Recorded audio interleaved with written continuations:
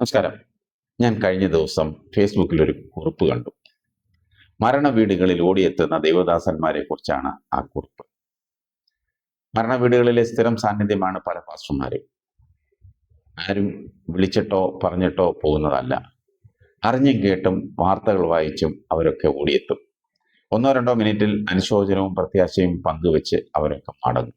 ഇവർക്കൊക്കെ പ്രാദേശിക സഭകളുമായും വിശ്വാസികളുമായും ഇഴയടുപ്പവും ബന്ധവുമുള്ള ഈ ദൈവദാസന്മാരിൽ പലരും വണ്ടിക്കൂലിയോ യാത്രാബത്തയോ സ്തോത്ര കാഴ്ചയോ പ്രതീക്ഷിച്ചല്ല എത്തുന്നത്. പലരും വാങ്ങാറുമില്ല. എന്നാൽ ചിലരൊക്കെ നിർബന്ധത്തിന് വഴങ്ങി വാങ്ങുകയും ചെയ്യും. അതേസമയം ചില പ്രമുഖന്മാർ ഈ രീതിയിൽ മരണവീടുകളിൽ വന്നാൽ കനമുള്ള കവറുമായിട്ടേ മടങ്ങിപ്പോവുകയുള്ളൂ.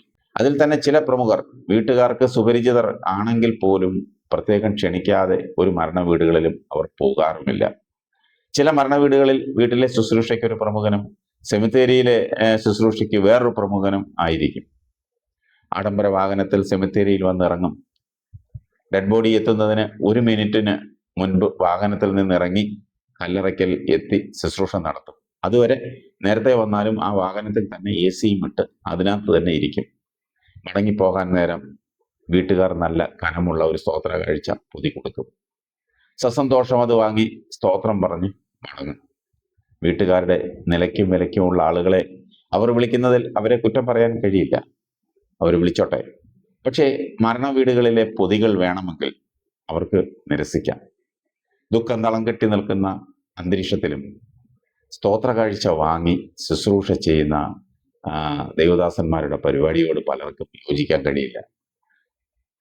വിവാഹത്തിനോ ഭവന സമർപ്പണത്തിനോ അല്ലെങ്കിൽ സന്തോഷ മുഹൂർത്തങ്ങൾക്കോ ഒക്കെ അറിഞ്ഞു കൊടുക്കണം. അത് വാങ്ങുകയും ചെയ്യണം. നിരസിക്കാതെ തന്നെ വാങ്ങണം. മരണ വീടുകളിലെ കവറുകൾ നിർബന്ധിച്ചാലും നിരസിക്കണം. അത് ഒഴിവാക്കണം. ആരോട് പറയാൻ? പ്രത്യേകിച്ച് മരണ വീടുകളിലെ ശുശ്രൂഷകൾ പ്രാദേശിക സഭാ ശുശ്രൂഷകൻ തന്നെ നടത്തുന്നതാണ് ഉത്തമം.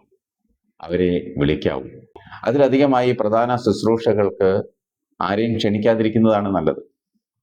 ക്ഷണിച്ചാലും എല്ലാത്തിനും കവറും പൊതിയും എന്ന രീതിയിലേക്ക് കാര്യങ്ങൾ എത്തിക്കാതിരിക്കുന്നതാണ് ഉചിതം. ക്ഷണിക്കാതെ തന്നെ ആർക്കും കടന്നു ചെല്ലാൻ പറ്റുന്ന ഇടങ്ങളാണ് മരണ വീടുകൾ. അതിൽ വലിപ്പ ചെറുപ്പം നോക്കാതെ ലാഭേച്ഛയില്ലാതെ ഓടിയെത്താനും ദുഃഖത്തിൽ പങ്കുചേരാനും ശ്രമിക്കേണ്ടത് ദൈവദാസന്മാരുടെ അല്ലെങ്കിൽ പാസ്റ്റർമാരുടെ കടമയായി തന്നെ അത് കാണേണ്ടതാണ്. ബൈബിളും പറയുന്നു, വിരുന്ന് വീടുകളിൽ പോകുന്നതിനേക്കാൾ വിലാപ ഭവനങ്ങളിൽ പോകുന്നത് ഉത്തമമെന്ന്.